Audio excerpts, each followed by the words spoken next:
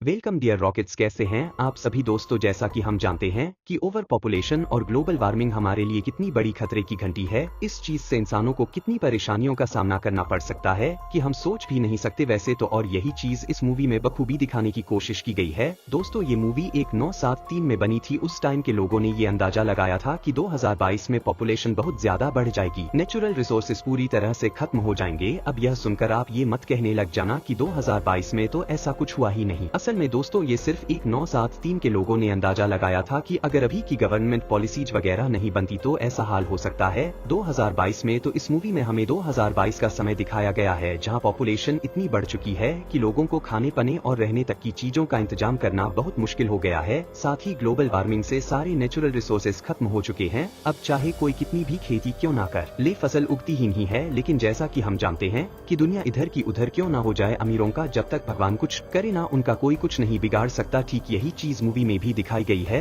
अमीर लोग दूर शहरों में बसी आलीशान बिल्डिंग में रहते हैं, उन्हें हर चीज आसानी से मिल जाती है, चाहे दुनिया भूखी क्यों ना मच जाए, उन्हें किसी चीज से कोई मतलब नहीं है। अरे इंट्रोडक्शन बहुत बड़ा हो गया ना, चलिए कोई नहीं, जल्दी से शुरू करते हैं। तो मूवी की शुरुआत न्यूयॉर्क 2022 का सीन दिखाया जाता है जहाँ की पॉपुलेशन 40 मिलियन को क्रॉस कर चुकी है, जिस वजह से आए दिन दंगे फसाद होते रहते हैं। लोग एक दूसरे को ही छीन कर जो मिल जाए उससे ही गुजारा कर रहे हैं। उसी शहर में एडवर्ड नाम का एक डिटेक्टिव अपने असिस्टेंट सोलोमन के साथ रहता है। दोस्तों, एडवर्ड भी ना बहुत ज्यादा करीब है, उसके पास भी खाने पीने की चीजें ढंग की नहीं है, फिर भी बेचारा उन्हीं चीजों पर अपना गुजारा कर रहा है। तभी एडवर्ड की नजर टीवी पर पड़ती है जहां गवर्नर शहर के सारे लोगों को अपनी कंपनी के नए प्रोडक्ट के बारे में बता रहा होता है जिसका नाम है सोल एंड ग्रीन। इसके अंदर काफी सारे न्यूट्रिशन को डाला गया है जिसको खाने के बाद इंसान को ताकत मिलेगी। अब दोस्तों, खाना गहरा तो है नहीं, इसलिए सरकार की तरफ से लोगों को यही स्लेंट दिए जाते हैं। इसके भी कई फ्लेवर आते हैं लेकिन जो ग्रीन वाला है वो सबसे लेटेस्ट है। गवर्नर का मानना है कि थोड़े बहुत सोल एंड ग्रीन खाने से दिन भर भूख नहीं लगेगी। अब एडवर्ड वहां से अपनी नौकरी के लिए निकल जाता है जहां उसके घर के बाहर ही कई सारे लोग लावारिस की तरह सो रहे होते हैं क्योंकि किसी के पास रहने का घर नहीं, जहां जगह मिल जाए वहीं पर सो जाते हैं। दूसरी तरफ बाजार में हम डोनोवन नाम के एक आदमी को देखते हैं दोस्तों, जो मैक्स नाम के गुंडे को सुपारी देता है कि तुम्हें सिमन नाम के बंदे की जान लेनी है और मैक्स भी मान जाता है। सिमोन दोस्तों काफी अमीर है जो शहर की बिल्डिंग में रहता है, लेकिन आखिर पारी क्यों दी ये हमें बस पता चलने वाला है। वही रात के अंधेरे में मैक्स सभी गार्ड से बचते हुए सिमोन के कमरे में जाते हैं जिसको देखकर सिमोन की हालत खराब। मैक्स कहता है कि डोनोवन ने आपको मारने की सुपारी दी है, वो लोग नहीं चाहते कि आगे चलकर कोई मुसीबत खड़ी हो जाए। इतना कहकर दोस्तों वो सिमोन की जान ले लेता है। अब इस तरह सिमोन की अचानक मृत्यु से हड़क मच जाता है। किसी को समझ में नहीं आ रहा था कि आखिर उसे कौन मार सकता है, इसीलिए इस केस को सॉल्व करने की जिम्मेदारी एडवर्ड को दी जाती है ताकि एडवर्ड पता लगा पाए कि असल में किसने सिमोन की जान ली और क्यों। यही जानकारी निकालने के लिए एडवर्ड सिमोन की बिल्डिंग में आता है जहां के सिक्योरिटी गार्ड से उसे पता चलता है कि कुछ देर के लिए सिमोन के कमरे का जो सीसीटीवी था ना वो बंद कर दिया गया था। ऐसा पहले कभी नहीं हुआ था। पर इसके बाद दोस्तों एडवर्ड सिमोन के घर पर जाता है। वहां आने के बाद उसकी मुलाकात सिमोन के बॉडीगार्ड जिसका नाम टीम है उससे और सिमोन की प्रोस्टिट्यूट मैरी से होती है। दोस्तों, असल में मैरी उस तरह की प्रोस्टिट्यूट नहीं है जो क्लब वगैरह में जाते हैं। जिस बंदे ने बिल्डिंग बनाई है ना हर कमरे के लिए एक एक लड़की को रखा हुआ है। जो बंदा कोई भी घर खरीदेगा ना उसके साथ उस कमरे के लड़की रहेगी जो उसकी सेवा वगैरह करेगी। हाई क्वालिटी फैसिलिटी दोस्तों, क्योंकि इस बिल्डिंग में सिर्फ अमीर लोग ही रहा करते थे और उनकी एंटरटेनमेंट के लिए सारी एंटरटेनमेंट की चीज उपलब्ध थी। दोस्तों, यहाँ पर जैसे ये प्रोस्टिट्यूट अब डीम और मैरी से बात करने पर एडवर्ड को पता जाता है कि जब सिमोन की जान गई थी तब ये दोनों बाजार गए हुए थे। कौन कौन? दोनों प्रोस्टिट्यूट और उसका बॉडीगार्ड टीम। ये सुनकर तो एडवर्ड हैरान हो जाता है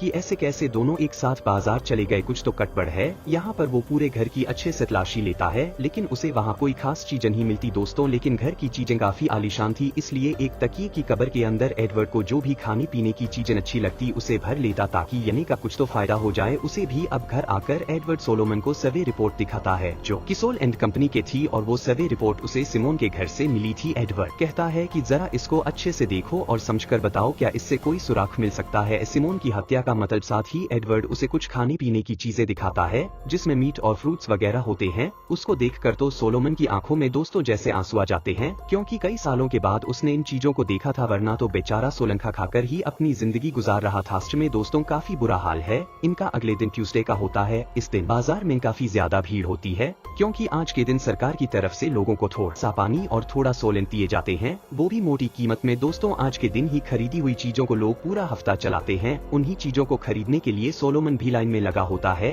इधर एडवर्ड टम के घर पर पूछताछ करने आता है, लेकिन देखो वो वहाँ पर है ही नहीं, पर घर पे एक लड़की मौजूद होती है दोस्तों, जो कि टीम के साथ ही रहती है। वहीं घर पर उसको काफी महंगी महंगी चीजें जैसे कि चावल वगैरह दिखाई देते हैं, जिन्हें खरीदना गरीब लोगों के बस की बात नहीं है। टीम तो दोस्तों उतना अमीर है नहीं, तो उसके पास ये सारी चीजें आई कैसे। साथ ही वो लड़की जो टीम के घर में मौजूद है वो स्ट्रॉबेरी जैम खा रही होती है, जिसकी कीमत दोस्तों $300 है। और ये सारी चीजें टीम के पास देखकर एडवर्ड को उस पर शक हो जाता है कि जरूर दाल में कुछ तो गड़बड़ है। क्या पूरी की पूरी दाल ही गाली है? इसका तो पता लगाना पड़ेगा। घर आने के बाद सोमन एडवर्ड को बताता है कि सुनो सर्वे रिपोर्ट के हिसाब से सिमोन तो सोलन कंपनी का बोर्ड मेंबर था। आखिर इतनी बड़ी कंपनी का बोर्ड मेंबर होने के बावजूद उसे क्यों मार दिया गया, यही मुझे समझ में नहीं आ रहा। मैं वैसे आज अपने पुराने दोस्तों से मिलने जा रहा हूँ, उन्हें भी ये रिपोर्ट दिखाऊंगा, शायद उनसे कुछ पता चल जाए, क्योंकि ये रिपोर्ट्स बहुत ज्यादा कॉन्फिडेंशियल है। इस पर एडवर्ड कहता है, देखो यार तुम कुछ भी करो, बस मेरी मदद करते रहना इस केस को सॉल्व करने में। दोस्तों एडवर्ड जैसे घर के बाहर आते हैं ना, उसे ऐसा महसूस होता है कि कोई उसका पीछा कर रहा है। अब ये जानकर वो हैरान हो जाता है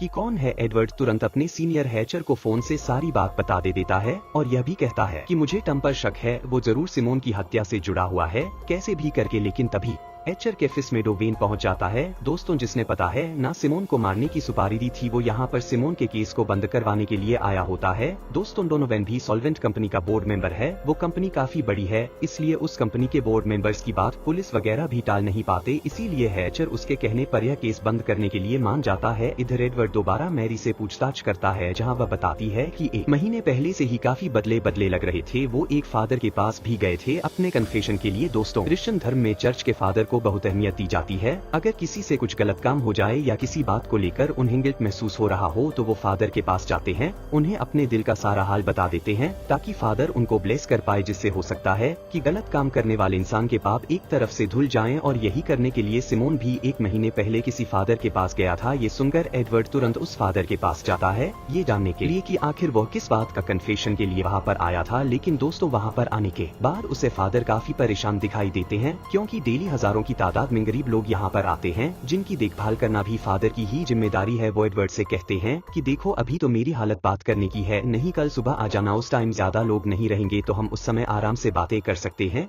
एडवर्ड भी दोस्तों मानक चला जाता है। अब देखो जैसे ही एडवर्ड ऑफिस आता है ना, हैचर उसे पेपर पर साइन करने को कहता है, जिसमें लिखा था अब से सिमोन का केस बंद किया जा रहा है। लेकिन एडवर्ड इसके लिए साफ मना कर देता है कि नहीं सर, मैं ऐसा बिल्कुल नहीं कर सकता। मैंने काफी जानकारी इकट्ठा कर ली है और मैं इस केस को सॉल्व करने के बहुत करीब भी पहुंच चुका हूँ, इसलिए ये केस तो मैं किसी भी हाल में नहीं छोड़ूंगा। इतना कहकर दोस्तों वो गुस्से में चला जाता है। दूसरी ओर वो डोनोवेन गवर्नर से मिलता है और उसे सारी बात बताता है कि एडवर्ड केस छोड़ने के लिए तैयार ही नहीं है। वो एडवर्ड तो उस फादर से भी मिलने गया था, कैसे भी करके हमें उसे रोकना होगा, वरना हम पूरी तरह फंस जाएंगे। गवर्नर कहता है कि ऐसा हो ही नहीं सकता, तुम दोनों को ठिकाने लगा दो, ना रहेगा बांस ना बजेगी बांसुरी। इसका मतलब दोस्तों गवर्नर और डोन मैन दोनों ने ही मिलकर उनको मरवाया, लेकिन उन्होंने ऐसा किया क्यों यह जल्दी पता चलने वाला है। जिसके बाद डोनोवेन के कहने पर टमस फादर के पास जाकर उसे मार देता है। दोस्तों यानी कि एडवर्ड का शक बिल्कुल सही निकला। टीम भी सिमोन की हत्या में बराबर का हिस्सेदार है, उसने फादर को मार दिया। और अब बारी है एडवर्ड की। अगले दिन फिर से ट्यूसडे का होता है, इसलिए बाजार में लोग भारी मात्रा में सोलेंट और पानी वगैरह खरीदने आए होते हैं। इतने लोगों के होने की वजह से सोलेंट खत्म हो जाता है, जिससे आधे से ज्यादा लोग खाली हाथ रह जाते हैं। पुलिस वाले भी लोगों से कहते हैं कि देखो सोरेट खत्म हो चुका है, इसलिए आप लोग अगले हफ्ते आना। दोस्तों यह सुनकर लोगों का गुस्सा उमड़ पड़ता है और उनकी भीड़ बेकाबू हो जाती है। वो लोग दंगा फसाद शुरू कर देते हैं, कहते हैं कि हमें किसी भी हाल में सोलन चाहिए, हम 1 हफ्ता रह नहीं पाएंगे। एंड उनका भी कहना सही था दोस्तों, एक तो उन्हें खाने पीने को कम मिलता, ऊपर से हफ्ते भर मिले ना तो लोग तो मर ही जाएंगे। इसलिए वहाँ पुलिस फोर्स बुला लेती है दोस्तों, ताकि लोगों को भगाया जा पाए। उसी भीड़ का फायदा उठाकर वहाँ पर मैक्स आ जाता है, जिसने सिमोन को मारा था। दोस्तों डोवेन ने उसे एडवर्ड को भी मारने की सुपारी दी थी, इसलिए मैक्स एडवर्ड को शॉट करने की कोशिश करता है, पर भीड़ ज्यादा होने की वजह से उसका निशाना चुक जाता है। लेकिन होता यह है कि अब एडवर्ड मैक्स को देख लेता है, लेकिन जब तक वो उसको पकड़ता मैक्स बुलडोजर के नीचे आकर मारा जाता है।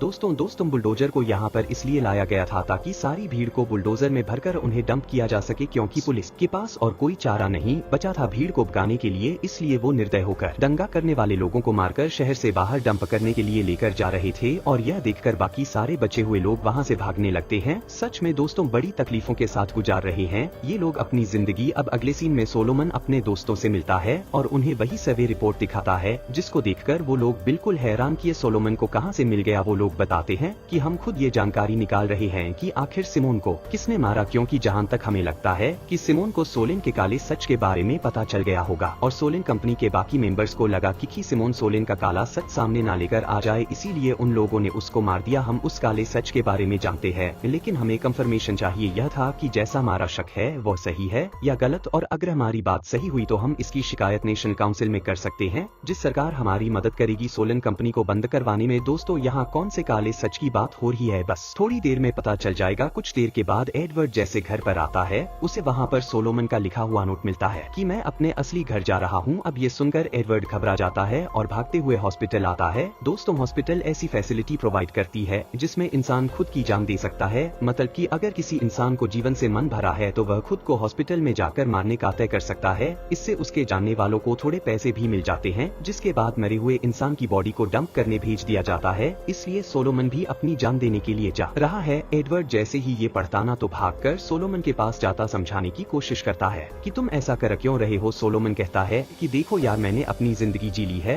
अब मैं और जिंदा नहीं लेना चाहता, लेकिन हाँ मरने बाद भी मैं तुम्हारा केस सॉल्व दूंगा। बपर बॉडी डंप होगी ना, वहाँ चले जाना, तुम्हें सब कुछ पता चल जाएगा। इतना कहते ही दोस्तों सोलोमन बेचारा अपना दम तोड़ देता है। अब एडवर्ड हॉस्पिटल से ले जा रही सारी बॉडी को देख रहा होता है कि आखिर उन्हें कहाँ डंप किया जाता है। फिर वो बॉडी को ले जा रही एक ट्रक के अंदर चुपके से घुस जाता है। उस ट्रक के जरिए वो शहर के किनारे बने एक प्लांट के पास जाते हैं, जहाँ पर ही सारी बॉडीज को रखा जा रहा था। दंगे से लाए गए लोगों को भी दोस्तों मारकर यहीं पर लाया गया होता है। और यहाँ पर एडवर्ड को जो पता चलता है उससे तो होश उठ जाते हैं सब, क्योंकि सोल एंड ग्रीन की किसी और चीज नहीं बल्कि मरे हुए इंसानों के शरीर से बनाया जा रहा था। जो भी लोग मरते हैं उन्हें यहाँ डंप करके उनका सोल एंड ग्रीन बनाया जाता है, और जब सोलन ग्रीन खत्म होने लगती है तो जबरदस्ती दूसरे बहनों से लोगों को मार दिया जाता है, जैसा कि दंगा कर रहे लोगों को बिला वजह मार दिया गया। यही सोलो एंड कंपनी का काला सच है। दोस्तों सिमोन को जैसे ही इसके बारे में पता चला होगा उसने इसके खिलाफ आवाज उठाई होगी, क्योंकि दूसरे फ्लेवर के नहीं सिर्फ ग्रीन वाले सोलेंट ही इंसानों के शरीर से बनते हैं। और गवर्नर और बाकियों को जब लगा होगा ना कि कहीं सिमोन उनकी पोल न खोल दे, तो उन्होंने उसे मरवा दिया और अब वो एडवर्ड के पीछे पड़े हुए हैं,